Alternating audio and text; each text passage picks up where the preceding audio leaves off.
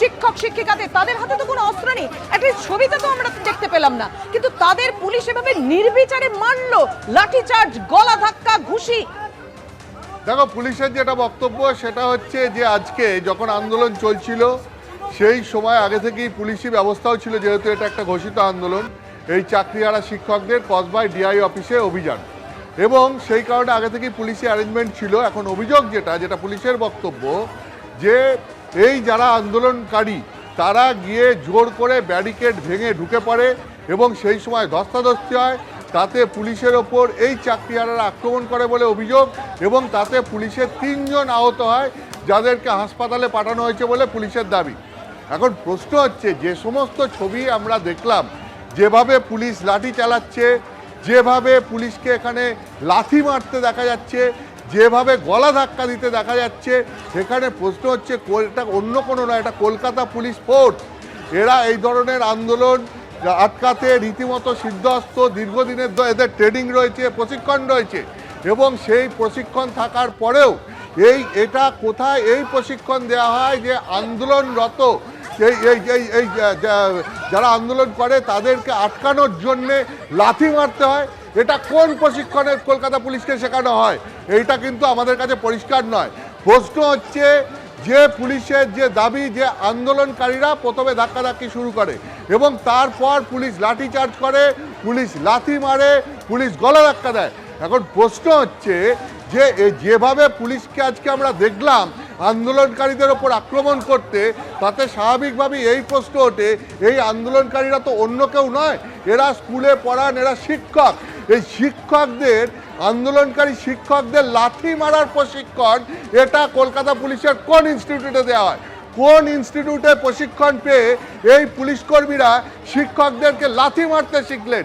না, আমরা যে ছবি দেখছি যে এরা তো অন্য কেউ না, এরা আন্দোলনরত শিক্ষক, এরা চাকরি হারিয়েছেন কেন? প্রাতিষ্ঠানিক দুর্নীতির জন্য।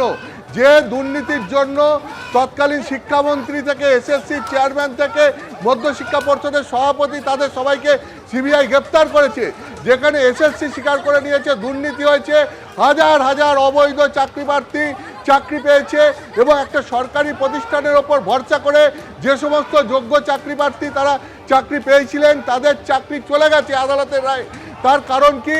এই যোগ্য এবং অযোগ্য প্রার্থীদেরকে আলাদা করা সম্ভব হয়নি, এসএসসি যোগ্যদের আলাদা করে তালিকা দিতে পারেনি, এবং তার জন্য এই প্রাতিষ্ঠানিক দুর্নীতির জন্য যে সমস্ত অবৈধ চাকরি প্রার্থীরা চাকরি পেয়েছেন, তাদের জন্য এই যোগ্য চাকরি প্রার্থীদের চাকরি আজকে চলে গেছে। এখন এই চাকরি প্রার্থীদের তো চাকরি রক্ষার দায়িত্ব ছিল সরকারের, তাই তারা আজকে চাকরি হারিয়ে আন্দোলনে নেমেছেন। এখন সেই গণতান্ত্রিক আন্দোলনে পুলিশের যে ভূমিকা আমরা দেখতে পাচ্ছি, পুলিশও তো সরকারের একটা উইং। যে তাহলে প্রথমে কি হলো? প্রথমে হচ্ছে যে যোগ্য চাকরি প্রার্থী যারা, তাদেরকে প্রাতিষ্ঠানিক দুর্নীতির জন্য চাকরি হারাতে হলো, তারপর তারা যখন আন্দোলনের পথে গেলেন তখন তাদেরকে কিল, চর, লাথি, ঘুষি খেতে হচ্ছে। ফলে এখন স্বাভাবিকভাবেই প্রশ্ন উঠছে, পুলিশের যে ভূমিকা, এই পুলিশ আজকে যেভাবে এই আন্দোলনকারী শিক্ষকদেরকে যেভাবে লাথি মারলো, লাঠি দিয়ে বেধড়ক পেটালো, এটা কি শুধু কয়েকজন পুলিশ কর্মীর ব্যাপার, নাকি এটা লালবাজারের ইনস্ট্রাকশনে হলো? আমরা জানি এটা একটা ঘোষিত প্রোগ্রাম, হঠাৎ করে হয়ে যায়নি, এখানে রীতিমতো পুলিশি অ্যারেঞ্জমেন্ট ছিল আগে থেকে। তারপরেও যে ঘটনা ঘটলো, সেই ঘটনা ঘটার জন্য শুধু কি এই কতিপয় পুলিশ কর্মী দায়ী? না, তাহলে পরে প্রশ্ন ওঠে যে তাহলে এদের যারা সুপারভাইজিং অফিসার তারা কি করছিলেন? লালবাজারে যে আইপিএস অফিসাররা বসে আছেন, ডিভিশনের দায়িত্বে যে আইপিএস অফিসার আছেন, তারা কি করছেন? কোথা থেকে ইনস্ট্রাকশন এলো যে শিক্ষকদেরকে লাথি মারতে হবে? যদি এই ইনস্ট্রাকশন না এসে থাকে, যদি এই কতিপয় পুলিশ কর্মী এটা ঘটিয়ে থাকেন, তাহলে পরে কি তাদের বিরুদ্ধে লালবাজার ব্যবস্থা নেবে, নাকি পুরোটাই লালবাজারের ইনস্ট্রাকশনে হলো যে এই আন্দোলনকে আর সংগঠিত হতে দেওয়া যাবে না, এই আন্দোলনকে শুরুতেই শেষ করে দিতে হবে? তার জন্যই পুলিশের এই আক্রমণাত্মক মনোভাব। এইটা বোঝা যাচ্ছে না যে আন্দোলনকারীদের ওপর সরকারের আচরণটা ঠিক কী ধরনের? সরকারের বুকটাই কি পুলিশের কাজের প্রতিফলন হচ্ছে, যদি না হয়ে থাকে তাহলে নিশ্চয়ই এই পুলিশ কর্মীদের বিরুদ্ধে ব্যবস্থা নেওয়া হবে, এরকমটাই বিভিন্ন মহল থেকে মত উঠে আসছে। একেবারেই অতনু, তুমি আমাদের সঙ্গে থাকো। আবার দেখুন সেই ছবি, পুলিশের নির্বিচারে লাঠিচার্জ, শিক্ষক শিক্ষিকারা যারা চাকরি হারা হয়েছেন সুপ্রিম কোর্টের নির্দেশে তাদেরকে কিভাবে বেধড়ক লাঠিপেটা করছে পুলিশ, ঘুষি মারছে, গলা ধাক্কা দিচ্ছে, শিক্ষক শিক্ষিকাদের লাথি মারছে পুলিশ। দেখুন সেই ছবি।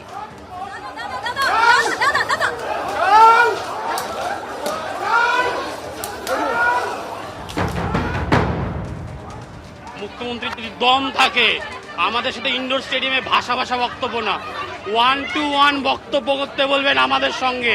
উনার কতটা ল জানে আমি তাই দেখব, কোথায় আঘাত সেটা কথা নয়। মমতা ব্যানার্জিকে একটা তথ্য জানান, আমাদের যে পেটে আগুন জ্বলেছে, এই আগুন আমরা সারা বাংলায় জ্বালিয়ে দেব। বের করতে বলুন, দম থাকলে 1-to-1 কথা বলতে পুলিশ বলুন। লাঠি চার্জ করেছে এক্ষুনি, এর মাথায় লেগেছে, অজ্ঞান হয়ে পড়েছিল, আমরা জল দিয়ে সেবা শুশ্রূষা দেখতে পারেন। মানবিক অত্যাচার করা হচ্ছে, যেখানে সেখানে সেনসিটিভ জায়গা দেখে দেখে লাঠি মারছে, ভীষণ রকম অসভ্য বর্বরের মতো আচরণ। এটা কি সরকারের নির্দেশ ছাড়া হয়? এটা হতে পারে? উনি ওখানে প্রতিশ্রুতি দিচ্ছেন আর এখানে লাঠিচার্জ করার নির্দেশ দিচ্ছেন। আমাদের দেখে কি মনে হচ্ছে আমরা নিরপরাধ যোগ্য চাকরিহারা? আমাদের যোগ্যতার উপর প্রশ্নচিহ্ন তুলে দিয়েছেন। আমরা এখানে বিচার চাইতে এসেছি, এখানে মারধর করা হচ্ছে। লজ্জাজনক, ধিক্কার। আমরা নিরস্ত্রভাবে এসেছি আর আমাদের এগেইনস্টে 2-3টে করে লাঠি উঠছে, কারোর মাথার পেছনে মারছে, কাউকে অ্যাটাক করছে, পা ভেঙে যাচ্ছে। এটা কি হচ্ছে? এটা কি হচ্ছে? আমাদের ন্যায্য দাবি আমরা করতে এসেছি, আমরা আমাদের হকের চাকরি ফিরে পেতে এসেছি।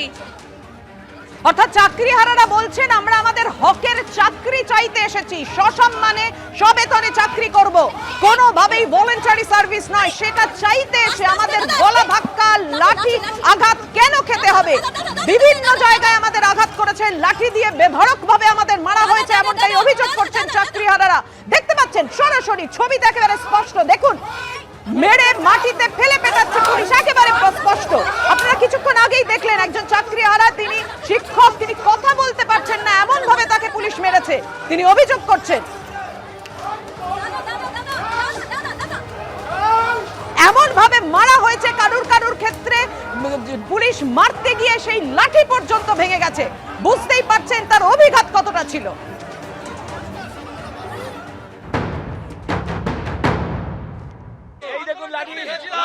লাঠি দিয়ে মেরে ভেঙে ফেলেছে, লাঠি এক জায়গায় 3টে লাঠির বাড়ি ধরে রেখেছে, একজন বাম হাত একজন ডান হাত, আর নিকৃষ্ট ভাবে ওই লাঠি দিয়ে মেরেছে, লাঠি ভেঙে ফেলেছে। আমি পড়ে গেছি, পড়ে যাওয়ার পরেও আরো একবার লাঠির বাড়ি মেরেছে। আমার শিক্ষকরা, আমার সহযোগীরা আমাকে ধরে না নিয়ে আসলে হয়তো মেরেই ফেলতো। ওরা টার্গেট করেছিল যে কারা এই আন্দোলনকে নেতৃত্ব দিচ্ছে, কারা টার্গেট করে মেহবুবদাকে মেরেছে আর আমাকে মেরেছে প্রচন্ড ভাবে। এক জায়গায় 3টে ওই লাঠির বাড়ি লাঠি ভেঙে ফেলেছে।